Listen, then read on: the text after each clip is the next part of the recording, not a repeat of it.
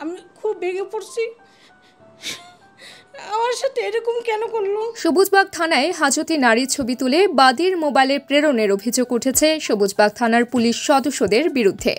বাদীর মোবাইলে ছবিটি প্রেরণ করার পর সে ছবি ছড়িয়ে দিয়েছে হাজতি নারীর আত্মীয় স্বজনদের মাঝে। এতে চরমভাবে ভেঙে পড়েছে ভুক্তভোগী নারী ও তার পরিবারের সদস্যরা।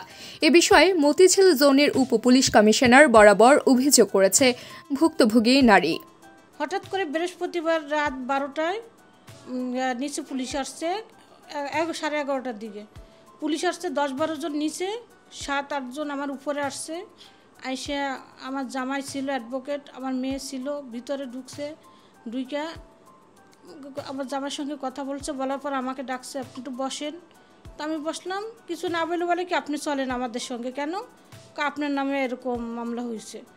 আমারে নিয়ে গেল, নিয়ে যেয়ে ওইখানে ওরা আমার ওসি রুমে নিল। ওসি রুম থেকে বের করি আমাকে এক দারোগা আমার ছবি তুললো।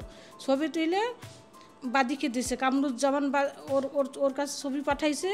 ও আবার গণমাধ্যমে সবার কাছে ছবি, আমার আত্মীয় স্বজন সবার কাছে ছবি পাঠাই দিছে। আমি খুব বেগে পড়ছি, আমার সাথে এরকম কেন করলো। আমার তো কোনো ব্যাংক ব্যালেন্স ছিল না, আমার সাথে কোনো লেনদেন ছিল না, আমার সাথে ওর সাথে কোনো ভালো ছিল না। ও আমাকে কেন দিল? ও দিছে টাকা আর একজনকে, ও আমাদের ফাঁসাই দিল কেন? আর বাদী থানায় ওসিদের, পুলিশদের সবার টাকা খাইয়ে আমার এরকম হ্যারাসমেন্ট করছে এবং অনলাইনেও ছবি দিয়ে দিছে। আমার আত্মীয় স্বজন ফোন দিয়ে অনেক কিছু বলছে।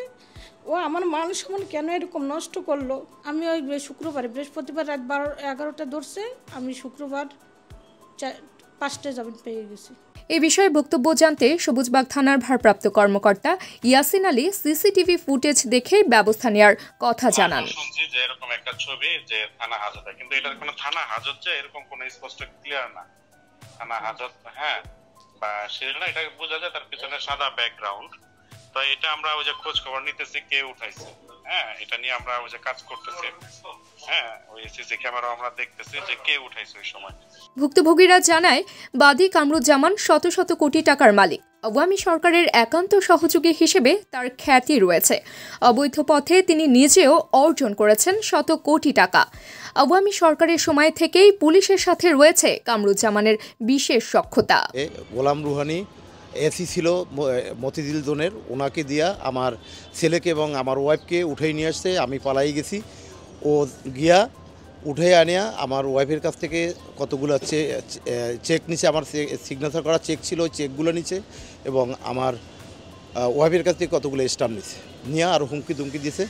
দেওয়ার পরে ও এরপরে অনেক হুমকি দুমকি দেওয়ার পরে আমি একটা থানায় জিডি করলাম। জিডি করার পরে জিডিতে কোনো হইল না। ও এরপরে হুমকি দুমকি আমার এই চেকগুলো, ব্ল্যাঙ্ক চেকগুলো নিয়ে ওখানে অঙ্ক টাকা বসাই ইচ্ছা মতন আমার নামে মামলা মোকদ্দমা করবে এরকম হুমকি দুমকি। পরে মামলা দিল, মামলা দেওয়ার পরে আবারও এটা নিয়ে আমার উপরে ও এফেক্ট করলো এবং গোলাম রুহানি হলো এর মূল হোতা। ওকে দিয়ে ও বিদেশে অনেক অর্থ পাচার করছে এবং ওকে দিয়ে ও অনেক অকারেন্স করছে। ও দুদকে আগে ওর বিরুদ্ধে অনেক লেখালেখি করছে, পত্রিকায় আসছে, তারপরে ওর বিরুদ্ধে কোনো নেয় নাই। এরপরে ও আমাকে হুমকি দুমকি দিচ্ছে এবং আমার ওয়াইফকে পুলিশ দিয়া রাত্রে গিয়া দাইয়া উঠে আনিয়া থানায় আমার ওয়াইফের ছবি তুলিয়া এটা মিডিয়ায় ছাড়িয়ে দিছে, ফেসবুকে ছাড়ছে, আমার আত্মীয় স্বজন সবাইকে দিছে এবং ওখানে 25 থেকে 30 জন পুলিশ গেছে একটা এনেক্টেড মামলার আসামি ধরতে।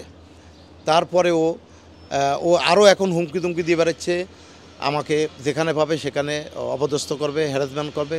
ওর সাথে আমার সাথে কোনো লেনদেন নাই, ও তারপরেও আমাকে এরকমভাবে ও হ্যারাসমেন্ট করতেছে, আমাকে দেখাই দেবে, এটা করবে ওটা করবে। ছবির উৎপত্তি এবং পোস্টের ইতিহাস টানলেই সত্যতা খুঁজে পাবে অপরাধ দমনে নিয়োজিত আইসিটি বিভাগ।